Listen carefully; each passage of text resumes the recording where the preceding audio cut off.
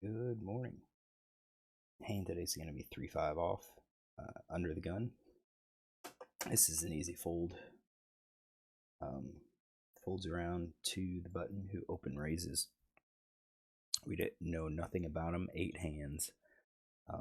Just on our notes, we've got called 3 bets in position with ace 2. Played turn draw aggressively. That's it. So I'll say out of 8 hands, he's played 1. So this kind of tells me he's not going to be like super loose. Normally, if we have a super loose player, he's playing 4 or 5 hands out of 8, closer to 50%.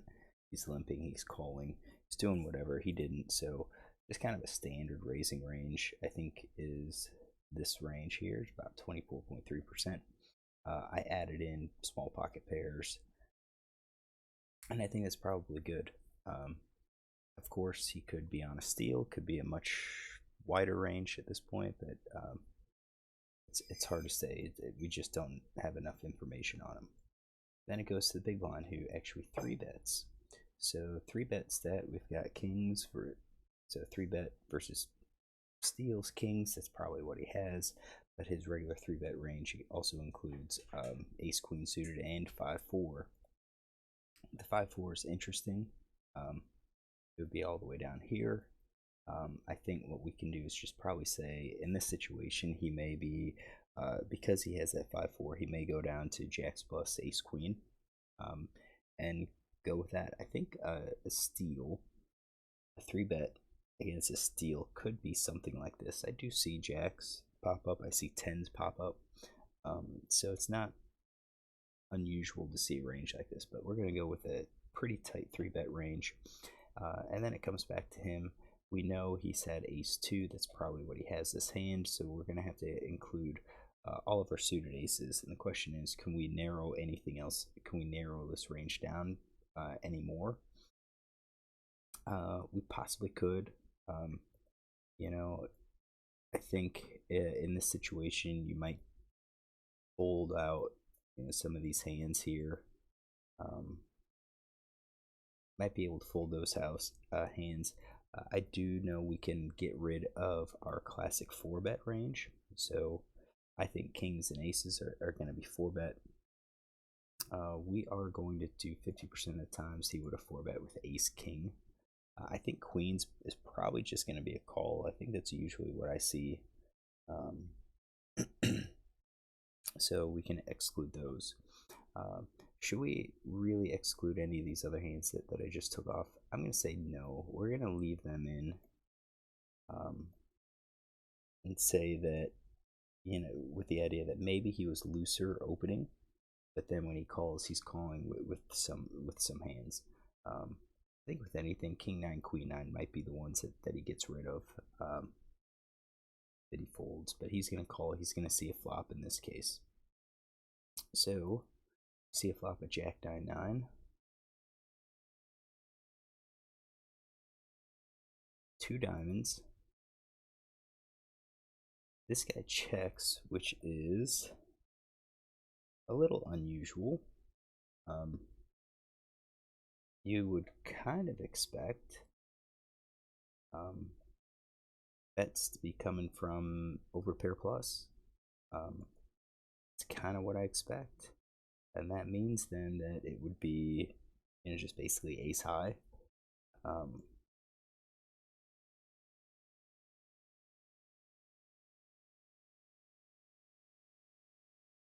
Man.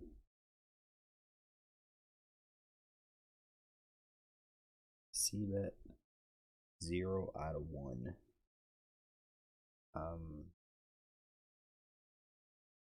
Yeah, one hand. He did not see bet it. Yeah, no, I think at this point, I think it's hard to imagine that villain's going to hit with that 9. He could easily hit with the jack, so you're betting for value. Effective stack is 90. You want to try to get that stack if you have that overpair. So yeah, I'm just going to go with this. Ace high hand. Villain 4 checks behind. think the question is, what's he going to check behind? I don't really think he's gonna slow play the quads. Oh, I mean, he could. We'll leave the quads in there because I do think people are going to slow play. We'll say 75% are the quads. And I also think a full house is probably going to be slow played. And we'll do 75% for that. I think trips, and the reason I say that they can be slow played is because diamonds are up there. Who cares if the diamonds connect? They beat them. But three of a kind's going to bet. I think overpair's going to bet. I think top pair's going to bet. I don't think any of the pocket pairs less than that are going to bet. I kind of think the flush is going to be checking. Put that on there. So we're going to make sure those are all X'd out. So 75%. So you can see that he has, even though he has hands that likely beat this guy, so like he's basically heavy ace king, ace queen, that's it. He has a lot more hands that like missed that don't have anything. Or this guy has the ace king, ace queen. This guy missed. So that's why our stats here are still reflecting 56.8% versus 43. All right, six of spades comes out. Villain 6 bets now. He bets a quarter of a pot. That's an unusual bet size here. This is almost like he's betting here small, because he knows if he gets raised, he didn't invest a whole lot. That's kind of my impression. Villain 4 raises here, and with that raise, again, I'm not sure if quads or full house would be raising here. Probably not quads. Full house could easily raise.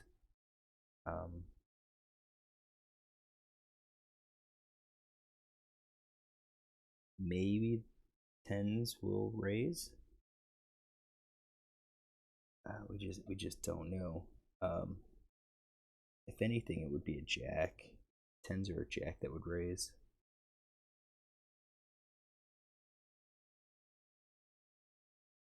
Could be a flush draw too. Maybe he raises with the flush draw.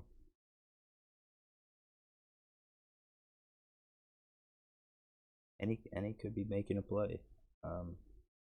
That's tough. I would say flush draw. He bet small. He raises after he checked. I would really just say a flush draw, and then we're gonna have to fix this.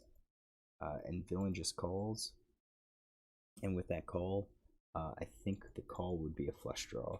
I think he would call with ace king, ace queen of diamonds. That's what he's calling with now. Queen of hearts comes out. I would expect the diamonds to check. And then villain 4 checks behind. That's unusual. Now it's not a full house, so we're off. Our reads are off here. So that's it. The ace 2 and the kings are exactly what they had. Odd ways to play it. Don't know why he didn't bet in the first place. C-bet. That just seems strange. I'm not sure why he raised. I mean, he could have easily bet the flop. Taking control, he bets the flop, he raises it. That's, I mean, you're gonna call and you're gonna hope that he checks the turn, or he bets you call. This is an odd way of playing some hands. So let's check GTO. Here's our GTO. Let's get our ranges. I am happy with the ranges that we picked. I think the in position range, we've got that. The 3-bet range, I like that. Comes out to be Jack 9-9. Starting pot is 20. 20.4 with an effective stack of 94. Okay, advanced. Um,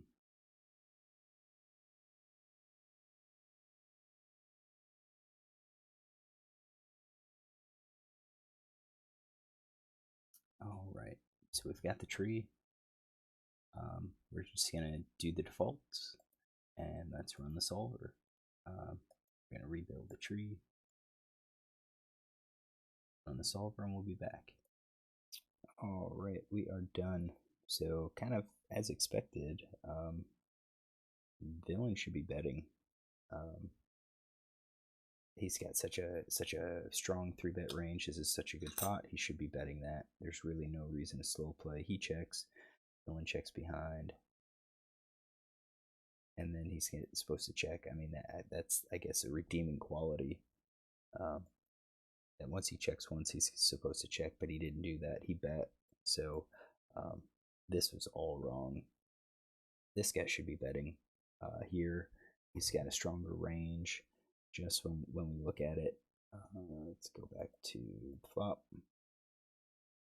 You can see the range versus range. Range versus range. I mean, this guy's just so much stronger than this guy. Yeah, he doesn't really have the nines in there, but I mean, it's this guy doesn't really have it. He bets, and the thing is, you're going for value. You bet here, you're getting called by the ace diamonds. If you get raised by the ace two diamonds, you're gonna probably call.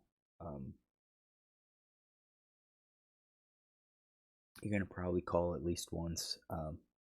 So you bet the flop, he raises, you call, and then you check to him on the turn. I think that's pretty standard. So let's see what GTO says. You bet. Let's say he raises, which he's not supposed to do. But let's say he raises, and then you're at basically you've got nothing here because you shouldn't have any hands. Play should have been raise and a call. So let's run that raise call. And then let's say he bets again, and then he gets raised. But again, diamonds aren't raising because you figure this guy's heavy on queens, kings, aces. I think we can modify it. Yeah, I think we're gonna have to modify it. So let's edit the tree, and let's just say he checks 100%. Confirm. We'll run solve and be back. All right, we're back. So now he's got 100% here. What does villain do? Villain is supposed to bet small percentage. Really a three of a kind, and we talked about that. Three of a kind's betting because of the diamonds out there, diamond draws. I do think that that's probably true. Most people would be betting that. But he didn't. He just checked, so that's okay. And then does villain lead out here? Yeah, he leads out. That's gonna be okay. And then does villain, should he be raising? He does. He has some raises with three of a kind. Does he have it with any of his flush draws? He's got it with some, but not with ace two. I mean, if you have ace two, you're basically blocking aces. You're blocking the ace king that villain could have had, could be betting here. So that kind of makes it more likely that he has kings or queens. So I mean, there's the mistake. I mean, if we assume that villain made that correct check here, which I don't think is true, but he shouldn't be raising even with a small bet. So we can let's go to the turn. Yeah, we'll call that a small bet. So we went a check and a check. And then we're going to edit this and we're going to add an action to 25%. We're going to get rid of that 50%. All right, we're going to accept the changes and we'll be back after the solve. All right, check, check. Return report. Yep, check, check. He bets. Now he's betting about 100%, but still you don't have that raise. You shouldn't be raising. So when you do raise, the villain's going to be calling with all of those hands. No big surprise. And then yeah, he's going to be checking and check behind. So overall, this guy missed a c bet. He should be betting that, and I hope you all see this. just the range versus range here. You've got such a big range. You have to get value from these hands. I mean, that's why you 3-bet. If villain folds, so be it. He folds, but we're gonna get value from all of the jack hands. So the ace, jack, king, jack, queen, jack, jack 10. You're getting value from all of those. Those are gonna call. You're gonna get value from all the diamonds. They're gonna call. You're gonna get queen 10. You're gonna probably get king, queen calling. You're going to get 10-8 calling. You're going to get so many hands that call that it doesn't make sense to miss your c-bet in this spot. Bet it, let them call, and then on the 6, I think you're going to be betting again when he calls, because again, I think a lot of those hands are still going to be calling. They're still going to be calling on the draw. The jacks are going to probably still be calling. And if he has queens, he's definitely going to still continue to call. And then when you get to the river and the queen comes, now you can think about, okay, queen connects. I think this is probably another one where I would continue betting. If he shows up with a 9, he shows up with a 9. I think that's just a really small number of combinations that he's going to be calling down with. And I think at some point with a 9, he's going to raise. He's going to raise to try to protect against that diamond flush. And I think you'll probably see that on the turn when he raises.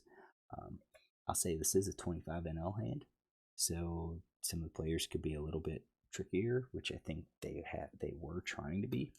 So maybe they had history together, and they've been in this spot before where it was he 3-bet, then he bet, and this time he's trying to mix it up. But you have to know that just because you get raised doesn't necessarily mean he's going to have that 9, at least at this level. At 10 and below, I think it's going to be a lot more reliable. I think there's going to be fewer people that will raise as a bluff. So hopefully you enjoy the hand. Bet, get value from all the hands that could possibly call on this board. He missed out on a lot of value. So hopefully you enjoy this hand. If you do, look tomorrow for another.